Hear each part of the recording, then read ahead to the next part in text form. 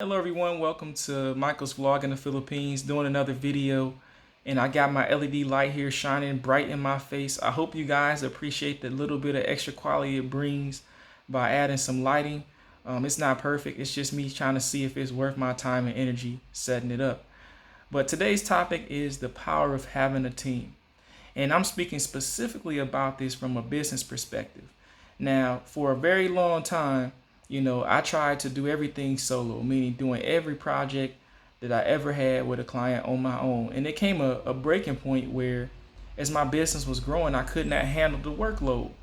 But my thing in my mindset was, if I want the job done right, I got to do it myself. And I can't expect anybody else to be at the same quality that I produce.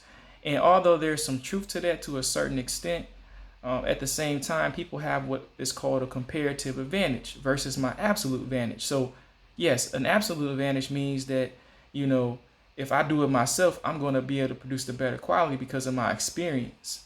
But someone else can come in and produce at least, 80% of that quality, maybe, for example, and have a comparative advantage. And what that means is that if I try to do it all by myself, at the best quality, it's going to take more time. And time is money. If your clients need the project done yesterday and you can't get it done until next week, you lose clients. And so that was part of my learning experience. I lost clients because I could not keep up with the workload. So their competitive advantage was actually a benefit because by hiring someone to help me, even though they may not be at the quite the quality that I want, they're at least 80% there. I can fill in the blanks for what they couldn't complete and still get the project done on time rather than losing business. So when it comes to business, you need a team. But there's a lot more benefits than just simply the fact of keeping your clients by having a team. By having a team, you don't have to work as many hours. So what that means, if you got a team of 5 working for you and you're earning, I don't know, let's say you earn on average $2 from each of them, and it's a team of 5. That's $10 an hour for every hour that those team members work. And so my observation was, looking at bigger companies, so it's like, well, they got 96,000 employees. Imagine if the owner of that company is getting $2 from 96,000 employees that are working hourly. That's a ton of money. Now, I'm not saying your company is going to be big like that. I mean, 96,000 is, obviously one of the top, multi-billion dollar companies out there. But if you're a small company even, and let's say that you had 50 or 100 employees. 100 employees at $2 an hour, and you're making off of them. I'm saying actually after your expenses and all that stuff.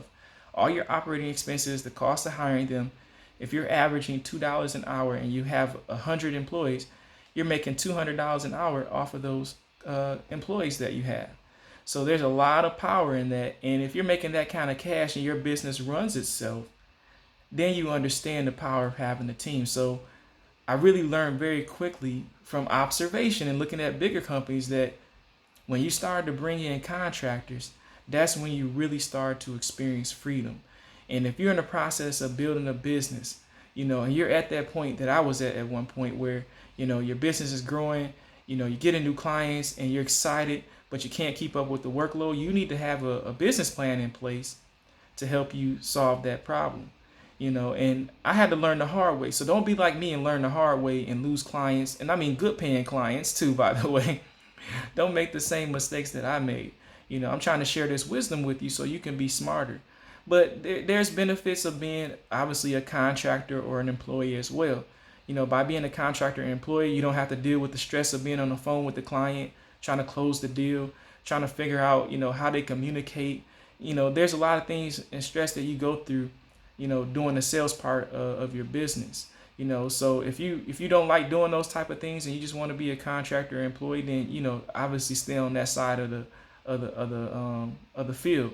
But if you want to be hands on and you want to experience something new, you want to have an opportunity to have more freedom, build you a team, run your business, teach them what you know, and you just earn little residual income off of what they do. I would call it even basically passive income, because once you set everybody up, to what they need to do, then you earning money off of them for any projects that you close, and that's something that I'm trying to head towards, especially in 2020. I'm gonna really push harder to close a lot of contracts and have people that's working for me rather than me doing the work. Although I do love doing the work, it is fun.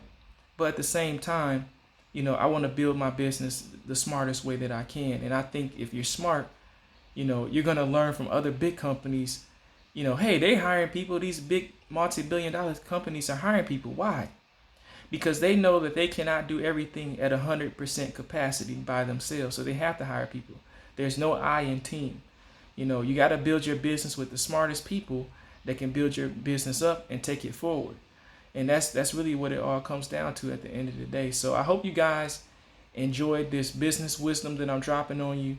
Learn from my experiences that, you need to have a team, and prepare for the cost of having a team. If you haven't thought about that and you just now thinking about building a team and your prices don't reflect having a team, you can't have a team if your price is $2 an hour for the work that you do. You only thought about your business from the perspective of you running it by yourself. Okay, you need to think about it, okay, long term. Am I charging enough long term so that when I have a team, I have enough profit margin to pay them and still make a profit for your business? Because if you don't have that margin, you might have to lose a lot of your clients in order to rebuild your business to the next level. It's honestly that simple. And if you don't, you're going to have a lot of problems on your hands. So that's something that you want to definitely think about. But I'm going to wrap this video up. If you enjoyed this business wisdom that I've dropped on you, I definitely can bring a lot more of these types of videos. I had a lot of experience with this, and I can definitely share a lot of new ideas with you guys. But I hope you enjoyed this video. If you did, don't forget to embed, comment, share, and subscribe, and stay tuned for future videos on Michael's Vlog.